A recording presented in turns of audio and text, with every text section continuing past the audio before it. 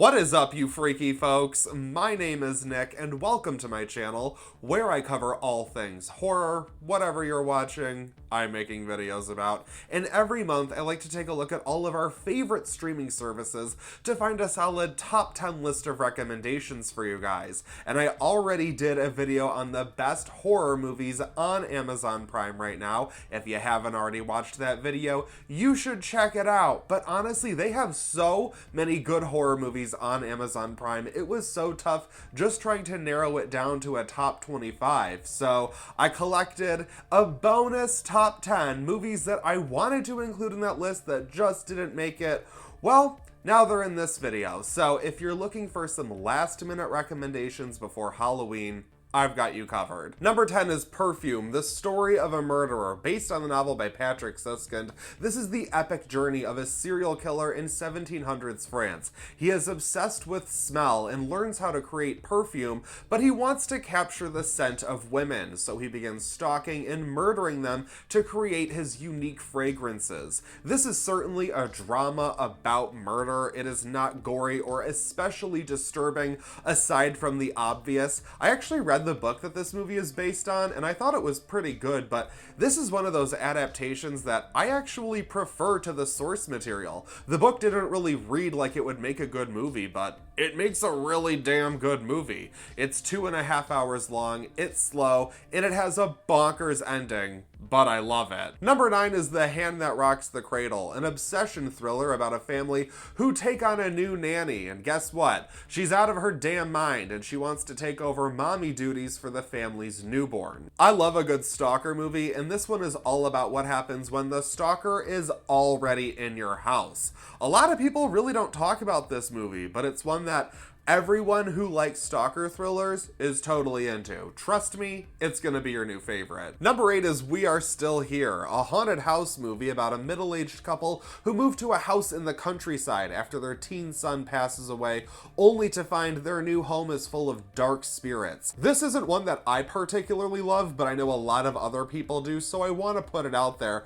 But what I appreciate about this movie is that these are not your typical ghosts we're dealing with, so prepare for things to get quite violent. Number 7 is Late Phases, a werewolf flick about a blind veteran who moves into a retirement community plagued by werewolf attacks. This is another one that other people enjoy more than I do, but this would be a good opportunity to admit that werewolves are my favorite creature or monster. And that's a bummer because we all know werewolf movies are the worst. There is no one way to make a werewolf movie. They all have to stand out in their own way. And I think Late Phases creates a believable and entertaining world that is full of fun frights for werewolf fans. Number 6 is Sugar Hill, a blaxploitation movie about a woman named Sugar whose boyfriend is murdered by gangsters, so she uses the power of voodoo to bring an army of the undead back to life to get her revenge. This does play out like a lot of typical revenge thrillers that we saw from the 70s, but I think this one has plenty of fun to flesh out the formula. For one, Marky Bay is a badass anti-hero for the ages.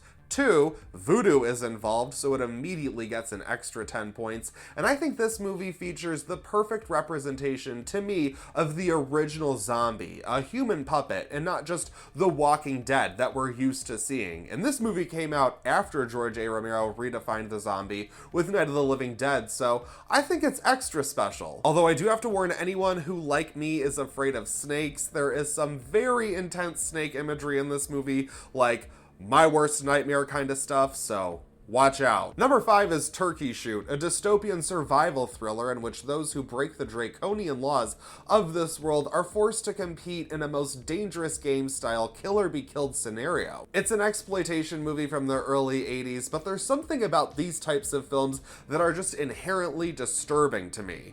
And it stars Olivia Hussey, who was Juliet in the 1960s Romeo and Juliet movie, but more importantly, she played one of my favorite underrated final girls in the original Black Christmas. Number 4 is Season of the Witch, a psychological drama from director George A. Romero that's about a housewife in early 1970s Americana who begins to experiment with witchcraft and slowly slips into a delusional state. I have had this movie in my watch list for years now, and I always thought it would be just okay. But after watching it recently, I have to say I thought this movie was just masterful. It's so well done, and I know so many people will say this is not horror at all. I think it is definitely horror of the mind. So if you like slow, character-driven horror tales, I strongly recommend you give Season of the Witch a watch. Number 3 is Peeping Tom, a serial killer thriller about a man who wants to work in the film industry, and on the side he stalks and murders women using his 16mm camera to record their dying expressions. This came out in 1960, the same year Psycho came out, and the two are cited as the movies that birthed the slasher subgenre. Personally, I like both of them, and I think they act as both sides to the slasher granddaddy coin. But everyone knows about Psycho, everyone has seen Psycho, and I feel like there are so many people who still don't even know that Peeping Tom exists. So while it is currently easily available to stream on Amazon Prime, I encourage everyone check it out. Number 2 is Blacula, the blaxploitation take on Dracula that somehow manages to make the classic story much more interesting. Blacula is an ancient vampire who is transported to 1970s LA, where he begins to follow a woman who resembles his wife from the past. I know, you've seen one Dracula movie, you've seen them all, but this one takes the story and makes it much more impactful and interesting. It's a low-budget movie from the 70s that I just discovered recently, and I have to say I think it holds up with plenty of entertainment value. Number 1 is The Mothman Prophecies, a psychological thriller from the early 2000s, and it's about an investigative reporter who loses his wife in a tragic accident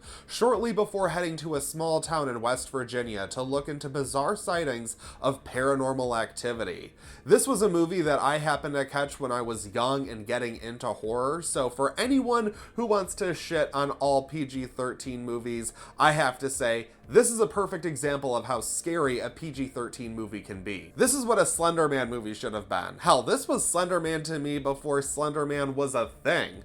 And I know Chris Stuckman recently did a review for this movie, so I'm glad people are talking about it, because I thought this was one of those underseen gems that just no one even cared about. But it is leaving Amazon at the end of the month, which is in like a week, so sorry guys, but if you're looking to be genuinely scared this Halloween, watch The Mothman Prophecies. And now it's time for my bad movie recommendation of the month, because I have to slip one in here, and it's gotta be Book of Shadows, Blair Witch 2, a quote-unquote horror film about a group of people on a Blair Witch hunt tour. It's a meta-thriller before meta mattered, and no, this movie is not even a little bit good in any way, but if you need something to laugh at after all of those other freaky flicks, Book of Shadows covers all of the bad movie bases. That is your bonus list of horror movie recommendations for the month of October on Amazon Prime. Thank you guys so much for watching this video, and thank you for watching all of the videos that I have been posting this month.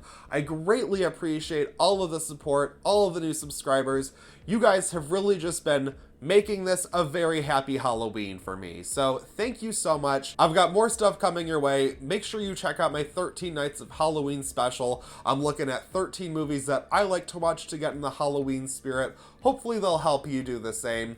Feel free to follow me on Instagram, subscribe to my channel, and hit that bell so you don't miss any creepy content, because that's it for this video, but I won't stop you from watching another.